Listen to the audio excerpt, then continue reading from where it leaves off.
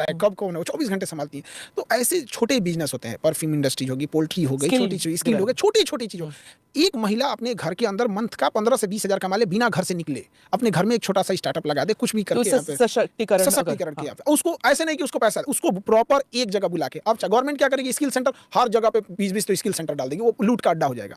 आपके पास प्रॉपर होना चाहिए, 2-3 जिले के मिला के एक जगह होना चाहिए स्किल सेंटर, वेल मॉनिटरिंग होनी चाहिए कि आप अगर बिस्किट बनाना सीख रही हैं तो प्रॉपर आप सीसीटीवी कैमरे के अंडर होनी चाहिए, और आपके सर्टिफिकेट पे वो क्यूआर कोड होना चाहिए कि अगर हम ये देखना चाहें कि आपने स्किल लिया है कि नहीं, तो उस पूरे वीडियोस जितने दिन आपने क्लास लिया था ना, उस क्यूआर के साथ आना चाहिए यहाँ पर। हाँ। अगर वो घर पे बनाना, एक ब्रेड, गांव के लोग ब्रेड नहीं खा पा रहे हैं यहाँ पे, अगर महिलाएं, अगर घर की महिलाएं 15-20 हज़ार अगर निकाल ले गई ना, तो अपने बच्चे को प्रॉपर पढ़ाएंगी। मतलब अगर वो 20 हज़ार कमा रही है ना महिला, तो महिला में एक चाहिए, अपने बच्चा के लिए 20 हज़ार देना पड़े तो 20 का 20 दे देगी, मेरा बेटा आगे जाना चाहिए, मेरी बच्ची आगे जानी चाहिए। दिक्कत है, ये समस्या है। तो इसके लिए ना एक प्रॉपर इंसान चाहिए। बट हमारे यहाँ क्या होता है कि अगर आप किसी, जैसे सिस्टम ये है कि एक आईएएस अधिकारी आएंगे, अब इसकी जिम्मेदारी किसको देंगे, आईएएस अधिकारी को।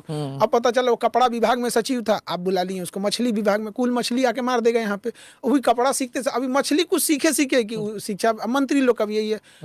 अभी हम लोग के एजुकेशन मिनिस्टर, पहले पेट्रोलियम मिनिस्टर थे, मिनिस्टर भाई। अब आप कैसे सोचिए, हम अपने एजुकेशन मिनिस्टर का हम डिसरिस्पेक्ट नहीं कर रहे हैं। हाँ। बट आप कभी स्कूल के क्लर्क रूम में जा गए नहीं, कहाँ कॉपी चेक होता है गए नहीं, क्वेश्चन कैसे बनता है नहीं गए, यहाँ पर प्रिंसिपल क्या क्या पावर होते हैं क्या नहीं होते हैं, बच्चे क्या बदमाशी करते हैं नहीं, एजुकेशन सिस्टम संभालेंगे।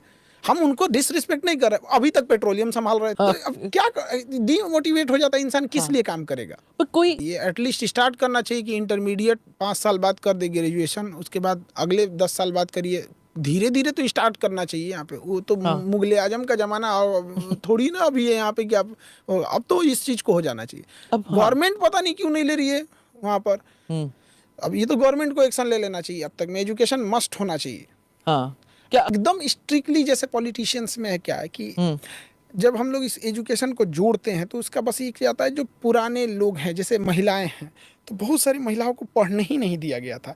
जो 80 के दशक की महिलाएं थीं, उन्हें पढ़ने ही नहीं दिया गया था। तो इनके ऊपर थोड़ा सा इम्पैक्ट आएगा यहाँ पे। तो उसका एक बाउंडेशन होना चाहिए, इसको बैठ के पॉलिसी मेकिंग होनी चाहिए कि जिनका डेट ऑफ बर्थ 90s 80 के बाद है, आपको एजुकेशन एटलीस्ट ये मिनिमम रिक्वायर्ड है। अगर आपका जन्म 1990-95 के बाद है, ये कुछ बैठ के, अब ऐसा नहीं कि हार्ड एंड फास्ट 5 मिनट में रूल बना दे, बट एजुकेशन को वहाँ ले आना चाहिए। और सब जैसे जो हम लोग देखते हैं कि अपने इंडिया में एजुकेशन, इसमें सबसे टफ एग्जाम में यूपीएससी आ जाता है, स्टेट के पीसीएस आ जाते हैं, नीट आ जाता है, जेईई आ जाता है। सबसे आसान एग्जाम में आ जाता है टीचर के एग्जाम में। सबसे आसान तो नहीं कह सकते, बट कंपैरेटिवली बड़ा आसान होता है। अब हम लोग भी बीपीएससी पढ़ाते हैं, तो जो पीसीएस पढ़ाते हैं, तो जो पीसीएस एडमिनिस्ट्रेटिव का है वो काफ़ी टफ है। जो वही पीसीएस, वही कमीशन टीचर्स का एग्जाम लेती है, थोड़ा लो लेवल का पूछती है।